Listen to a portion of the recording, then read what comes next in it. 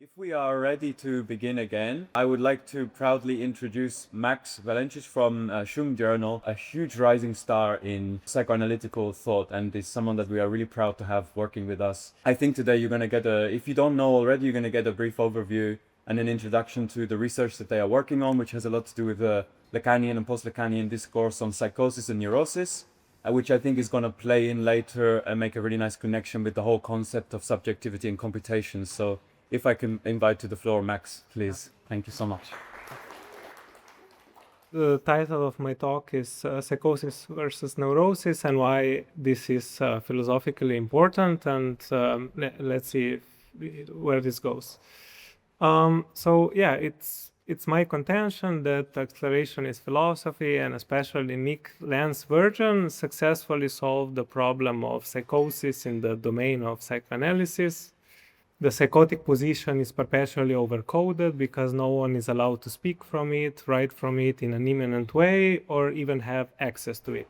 So there is always, in psychoanalytic approach, there's always at least an implicit warning against psychosis, even if neurosis and psychosis are two structurally equivalent positions. So there is no inherent reason for that. So to think psychosis, we need an immanent conceptualization of it, and that's where Nick Land's philosophy comes into play, because it shows us the way, at least in a certain sense. And this is important because this directly contrasts Zizek philosophy, which is the ultimate expression and most speculative grasp of neurosis, what the Hegelian Lacanian reading is all about. This is from Alireza Taheri. So if we say it like in tongue-in-cheek version, we could say that this is the reason why Land doesn't want to do a podcast with Zizek, because why would a psychotic want to listen to neurotic ramblings that know nothing about the other position, apart from doing their best to exclude it in not the most pleasant way possible. Just to ground the concept of psychosis, usually when we think about psychosis, we think of a certain loss of reality, experiencing manifest psychosis, becoming psychotic, AI psychosis, and so on, all speak of the same thing. But the opposite is also true. The problem with psychosis is that psychotics are in love with reality, perhaps too much. So this is also why they have so many difficulties with it, with stabilization, coming to terms with limits, loss, and of course constraints of the social bond. And that's why it's my belief, or what I was trying to explore here, that the key point in psychosis is not a loss of reality, but rather reality being too invasive or unstable, but an attempt to establish a relationship with the other on their own unique and singular terms. That's where, let's say, the concept of symptom comes. So this is the key for how I was thinking about psychosis when preparing this talk. And the payoffs between neurosis and psychosis also stem from that, from this distinction, like how is stability possible, and the trade-offs on both part gives like certain advantages and other disadvantages, of course.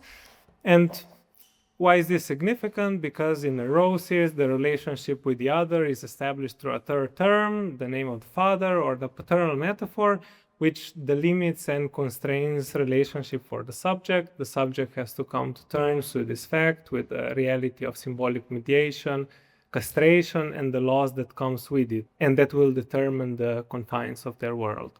And psychosis is, of course, the opposite of that, foreclosure of the name of the father as the constitutive gesture of psychotic subjectivity. So the key question concerning neurosis in psychosis is then how much you have to lose in order to have a stabilized and functioning relationship with the other. What's outside you, your environment. If you simply start speaking in your own language, then there might be problems. You will be excluded. There won't be a possibility of communication, pathologization, will happen. And that's why, to introduce another distinction, the problem is not castration as stabilization, but loss as the sacrifice of intensity. That's what psychotics rebel against, I think. So what matters is how much of one's direct relationship to the other has to be given up in order to become legible within the social bond. How much reality, how much of this intensity of the other does one have to give up or renounce? How intensely can one experience this relationship, participate in it, feel what is happening around oneself, what is taking place outside the confines and the fiction of the social bond? So I'll try to introduce a lot of examples later on, so this is like, bear with me with this part. And the key distinction, again, is that the more you lose, the more your existence is mediated. One goes with the other. The more you interact with reality through this mediation, which precludes a more direct relationship, access, and intensity, the further and further you are removed from the real, let's say from what is actually going on. So the more you succumb to fiction, to symbolic mediation, the more you hallucinate without even knowing it, because you've basically been paid for this loss with stabilization. That's the neurotic trade-off. And that's why if we take older generations, for example, sometimes this NPC label comes attached with them, because the problem with their existence is simply that they are following social scripts, so there's no real subjectivity in that because they are so far removed from the real. Perhaps psychoanalytic theory still hasn't come to terms with the fact that one is in truth penalized for not simply accepting loss on the basis of faith, and because neurotic subjectivity is constituted through this loss, and for the neurotic this loss not only becomes necessary but is also given meaning through the installation of a limit. And again, neurotics believe that this loss is necessary. Their firm belief is that symbolic mediation necessarily entails a certain loss of intensity, the institution of lag, because this is how they went online. That is the trade-off they've succumbed to, the neurotic leap of faith that then presents itself as universal. This is again from Alireza Terheri. And after this leap of faith takes place, they simply cannot know that something else is on the table, because like the relationship is reconfigured fundamentally and so on. The psyche has been reconfigured accordingly, mediation by the paternal metaphor has been installed, and they simply cannot access anything else. Let's say they are victims of this fiction, and because of that, everyone else has to lost something because they had to. That's the axiom and their ontology. Loss universalized because it happened to them, let's say, if we are a little bit too polemic or provocative. This is why, like, to situate Zizek philosophy, we could say that it's neurotic reality, a socially mediated loss taken as ontology, and then we have Nick Land. So again, to reiterate the same point, how much symbolic mediation is necessary is the key question, because symbolic mediation through the third term is the fiction of the social bond that Lacan talks about. Neurotics are willing to subjectivize this fiction, the external third principle that defines and overdetermines one's relationship with the other. It determines the interface one has to go through in order to access the other side. And of course, we know, like, DNG's critique of, let's say, preference for lack in psychoanalytic theory. But for us, the more important thing here is that, contrary to general beliefs or how usually people approach these problems, it's that in both neurosis and psychosis there can be stabilization. The difference is simply that in psychosis, stabilization doesn't occur through the social bond, but in a singular way proper to the psychotic subject, the symptom. And how this goes about in psychosis, this relationship is established in the dark. There is no limiting principle that has to be followed, no necessary limitation or mediation of this relationship, because everything is still available. Nothing has been yet deemed illegitimate or inappropriate. There is no need for external legitimization, no necessary compromise that has to be accepted in order for this relationship to work. And this trade-off between how one establishes identity in its own singular terms or through the social bond, again, differentiates between neurosis and psychosis, because the thing is that we can gain insight into one's identity by basically understanding this trade-off, how much loss has occurred, whether the limit has been installed, how the subject can enjoy, and so on. Like this can become transparent if we have this understanding of the dilemma or how a subject goes online, because these are all questions of libidinal investment, how much one can invest in what one likes, what one desires, in one's own image, expectations, beliefs, in what seems possible, what kind of enjoyment is available, what kind of intensity one can perceive and experience, how much one can expect from reality. These are again the trade-offs that one faces when thinking through these questions of a loss. And passivization is simply this trade-off. How much did you need to lose for stability to take place, for you to become a subject? The symbolic father is simply this. And psychosis is then an attempt at stabilization without a loss. That's perhaps one of the most important things that psychotic subjects tries to achieve. Many cases like spectacularly failing at doing so.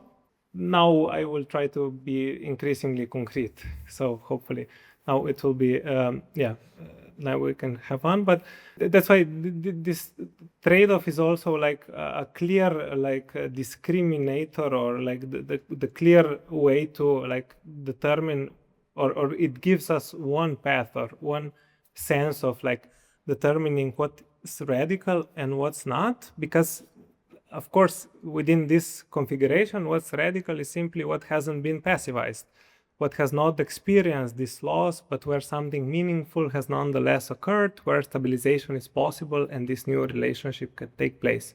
And so then, again, radicality is then a chart for determining how much you have lost. That's, let's say, the proposition, and different symptoms, political stances, type of enjoyment, intellectual traditions, aesthetic sensibilities, fashion choices are all part of this game. I know that I'm sounding like I'm propagating some like pseudoscience from the 19th century, but it really gives one a sense that this is the case. Like if we think about, I don't know, like how, for example, fashion choices in like middle-aged men, like what colors are available, brown and blue. Like, of course, the loss is the reason why. So how much you have lost is, after all, a question of intensity. No loss, the relationship has not been passivized, there is no need for the internalization of the other, dialectical mediation, internal management of lack, and so on. And this is why accelerationist philosophy is quite important, because it's a framework for understanding these problems, and also an explicit attempt at thinking through this impossibility of establishing a relationship with the other that doesn't necessitate a loss, that does not simply come to terms with it. That's basically psychosis in action.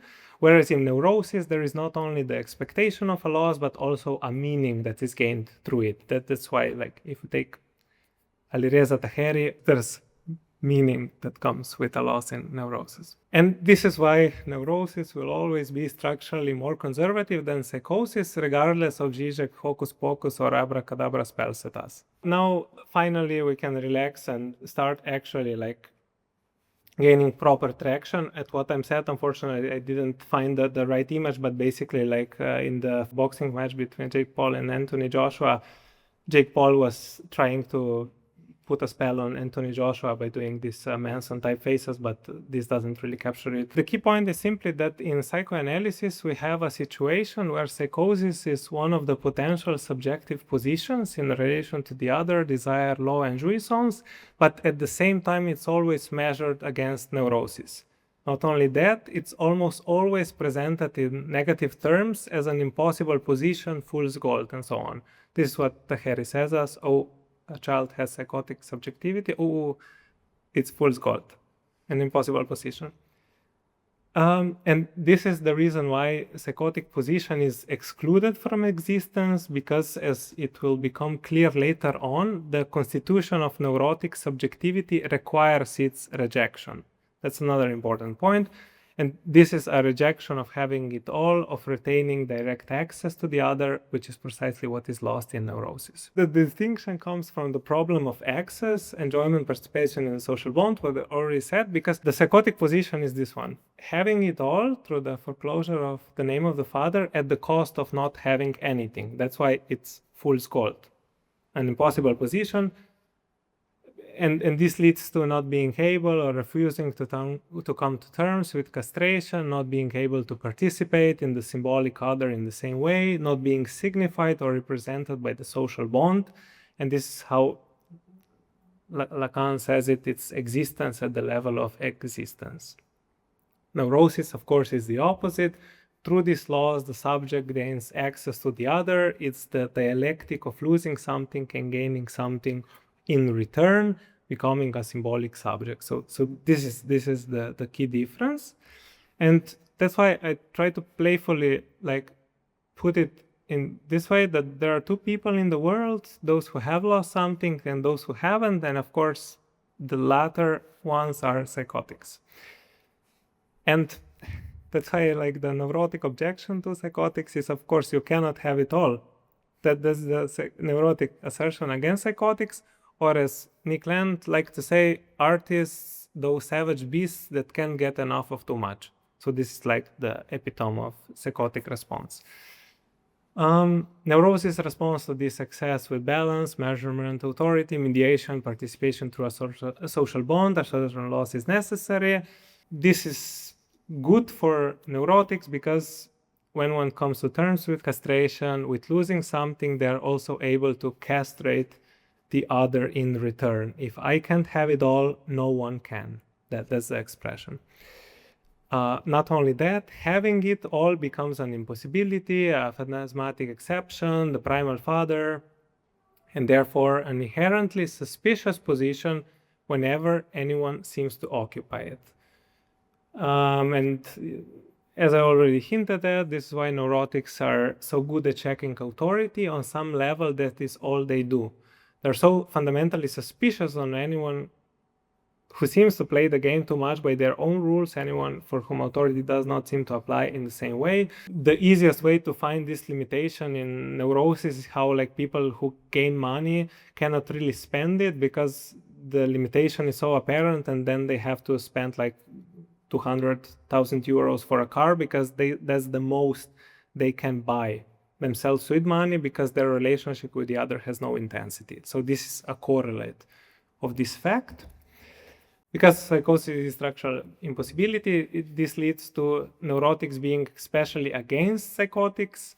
They see in them pure evil, and not only that, they rebel against them with full force. And here I purposely put it in the way that psychotics are the best, perhaps the best scapegoat in town for neurotics, and the Pancha Nazi slogan is one formulation of how this relationship is understood. For them, psychotics are an abomination that shouldn't exist because they go against everything that has been established. And Satanism is another word for this position, which is kind of hilarious. And Charles Manson intentionally embodied this role to perfection. He played neurotics like a fiddle, successfully triggering precisely this response from American society. That is why he established himself as a mirror to the American people, in the same way that psychosis functions as the excluded part or symptom in neurosis, what neurotics have lost, rejected in themselves, and so on. And this is how we can understand his famous quote, "The only person you should be scared of is yourself." This myth of the primal father is the same idea of this impossibility, a fantasy of exception that doesn't really exist in the real world. And then if by chance this exception is encountered in the real world, it causes a panic reaction. And that's why I again put it tongue in cheek. That's why if you are a man, you cannot be good at everything, smart and beautiful at the same time. But now finally the part that I really want to tell, because it's pop culture and so funny. So this is the reason why psychotics are the most opulent figures. They haven't lost anything. So when they succeed by chance or miracle, they cause panic reaction, and Nick Land being a contemporary example of this. But of course, they are also excluded from existence. And my brother shared with me a nice neurotic story. I regret watching a Netflix documentary about Epstein. You cannot win against crazy people. There's no point in engaging with them, as you will always lose. That's kind of nicely puts it, I think. But we should stay focused and grounded to the earth, because psychotics are the losers of history. That's the important thing. And satanic rebellion basically constituted the psychotic position. Rebellion as a response to creation at the inception of the universe. What could be more psychotic than that? Rebellion against definition, one's place in the world, hierarchy, and the divine order. So because satanic rebellion has failed, it means that from that point onwards, it has become a warning sign for all future attempts at thinking that something like that could work, or for any other spectacular attempt at rebellion, like Gnosticism, for example, which is basically the same thing. So now anyone who tries to do the same thing, to occupy the same position, is immediately deemed as irrevocably lost, misguided evil. And if we want it or not, we are still part of this same story. And here are finally the warning signs, so that you won't say that I'm just like uncritically glorifying all of this, because the consequence of this ontological rejection or banishment from existence into hell is that the psychotic position becomes synonymous with exclusion, with everything that has been excluded, cannot exist, cannot be spoken, cannot be thought of, and so on. And this leads people who feel this fundamental exclusion to libidinally invest in such figures, expressions, and affective positions. And the problem with this stance is that it can lead to self-victimization or victim mentality in general, and perhaps even more problematically into an excuse to abandon reality, to think that everything is a conspiracy, that one is simply entitled to things because of how evil people are to them, or to a general neglect of truth and everything that comes with it. So there are a lot of warning signs here for sure. But psychotic savoir, this is a concept from another American psychoanalyst, is not a victimhood mentality, but a more sincere attempt to understand and map this problem. And even if we think of Nietzsche, like in the hardest of hardships, he never succumbed to this kind of victimhood mentality, but like very strongly rebelled against it. Again, to continue with the parallels that come with the psychotic position, is that people who feel fundamentally excluded from the social bond can fall into this trap that I was just describing. So negative obsession with serial killers, Nazis, cult leaders, or other similar figures like Andrew Tate who are fighting against the Matrix. Like this is like psychosis one-on-one. Not that this is inherently pathological or by necessity uninteresting or unimportant. It has to be properly contextualized so that the good doesn't come with the bad and the profound doesn't come with the unnecessary or excessive. Because, as we already established, this position on the one hand promises full mastery, an unconstrained grasp of history, occult or esoteric knowledge that is hidden and fundamentally inaccessible to others. Occult and esoteric history is basically psychosis in action, with some really important results like the CCRU. But it is precisely for this reason that it has to be properly grasped. This is the mastery of initiation in all occult traditions, in order to then be actually appreciated and useful.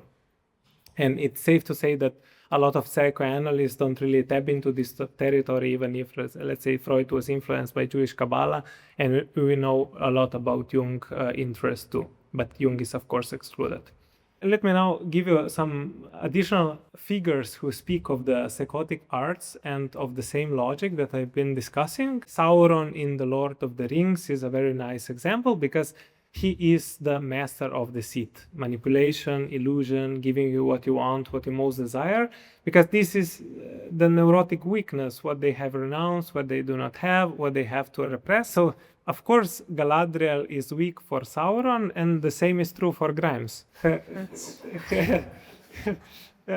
beautiful middle finger tattoo with Sauron's eye, but I checked Grimes' wiki and there was no confirmation that this is actually the case.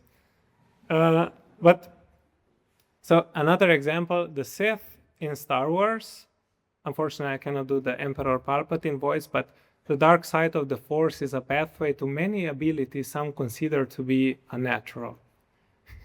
And now, an obscene example that still captures this at a structural level really nicely. Esoteric Hitlerism is another example of this. Hitler as a divine or superhuman figure, the last avatar, a reincarnation of the divine, a misunderstood and rejected Christ. Because here, rejection functions as proof. This is the reason why they are perceived as divine, because they've been rejected. The more he is rejected, the more the rejection confirms the fantasy of election. Savitri Devi and Miguel Serrano basically turn Hitler into a man against time, a divine figure trying to stop the inevitable spiritual and social decay of the Kali Yuga. And the bottom point is not truth, but structure, forbidden knowledge, unnatural abilities, impossible mastery, access to the hidden dimension of history. The more the social bond rejects the figure, the more this rejection becomes proof that something is really there. But again, from the neurotic standpoint, this is understood simply as deceit. So that's why Satan is portrayed as the ruler of this world, the prince of worldly things. He's considered the mastermind behind deceit, discord, and primarily the temptation to treat the material, sensual, or power-driven goals as ultimate ends. And this is why, like, from the neurotic standpoint, what psychotics do, they simply drug them by giving them what no one can have. To slightly shift registers, that's why a lot of the time psychotics are beloved by children, because they know the secret that preoccupies a child's mind, the nature of a loss, what is expected of the child to grow up to become like their father, and what is in store for them, whether they like it or not. And psychotics are there to make this secret more bearable, to show that it can be resolved on singular terms, that a more singular transition into adulthood is possible, where something of the child can be retained, where what was once true doesn't have to be renounced, and where full erasure of memories doesn't need to take place, because otherwise, yeah, it happens. Let me just ramble a bit on these pop cultural examples. Because psychotics haven't renounced their relationship with the other, where everything is possible, they can give everything in return. Think of Ye or P. Diddy. I don't know why I have all of these problematic examples, but that's why a lot of these figures are so successful in the industry, because they have no limitations, no limits to enjoyment, and therefore know much more intimately and intensely what people truly want, what they truly crave for. And their relationship with the other is more based on the imaginary register than the symbolic. In simple terms, they show people what they want to see, what they could see if they were given this possibility, access to it. It's like over-identification or designing t-shirts for high school teens. It's about giving them what they want. Hyperstition this on the back and Grimes' middle finger or the front, or I mock text on the top and below it a print of Charles Manson's sights from his most famous portrait. And this leads to empowerment, because now the other gives symbols to the kids through which they can express themselves in a way that otherwise couldn't. The symbols become the core of their identity, but they are still dependent on some crazy shizo to help them. And again, like, this is like just reiterating the same point over and over again, but again, like, the definition of a genius also falls in line with what we were discussing. Genius is just someone who is excellent in being yourself. How close you score on the genius chart is based on how much you've lost. And Nietzsche's injunction to become who you are is basically another example of the same logic. In Neurosis, things are quite different and much more vetted, of course, because one is not simply entitled to such a thing, being yourself. That's the core. When it comes to Neurosis, everything has to be learned, nothing is simply given, nothing can simply be true before someone confirms it. Everything is vetted for the same reason. Reality has to be constrained at every level, and who is exceptional or not has to be determined as early as possible in order to keep the hierarchy as stable as possible. If you take sports, for example, I don't know how familiar you are with NBA, but Victor Wembanyama is like a freak, like extremely long, extremely tall, extremely athletic. One has to be an alien like Wemby to qualify for this position, to be entitled to having one's own beliefs. Everyone else has to fall in line and not think of themselves through these eyes. And even if they are deluded enough to think that they can still achieve something, even if there is no expectation of this from their peers, it will be in their 20s that they will have to renounce these beliefs, because otherwise they will be bullied for it in their 30s. Again, this is real in neurosis, but not in psychosis, thresholds, initiations, this kind of stuff. This is all neurotic theater. Another distinction: in neurosis, you cannot feel special if you're not successful, whereas in psychosis you can. This is one more reason why neurotics hate psychotics, because psychotics, completely oblivious to their fictions, devalue their hierarchy too much. They show that this is not all, that the hierarchy is artificial, that it doesn't attract the real world, and not only that, that it is based on a limitation and is therefore not the best thing in town. And that's where this reversal between the lowest and the highest level of reality comes from, as Miroslav Griško keenly observes in a different context. So what is the secret? Castration has to happen, but it does not have to go through the social bond. It's like the Sith's relationship with the Force. If you can endure it, you are entitled to the dark arts. If you can push the envelope, if you are successfully hyperstitioning reality, then this is who you are. You are a master of the psychotic arts. You are in on the secret, and the secrecy is what no money can buy. And just to conclude it, that's why in psychoanalytic theory there are always these clinical examples, but this is what Deleuze and Guattari already warned us in Anti-Oedipus, that the clinical examples are precisely an examples through which this secret is lost. The final point is simply that basically for Nick Land is an example of castration that works, and also of someone who suffered no loss, and basically like his general thesis all along was that, or is still, that neurosis is anthropocentrism in disguise, and this is what Nick Land has been saying all along. Thank you.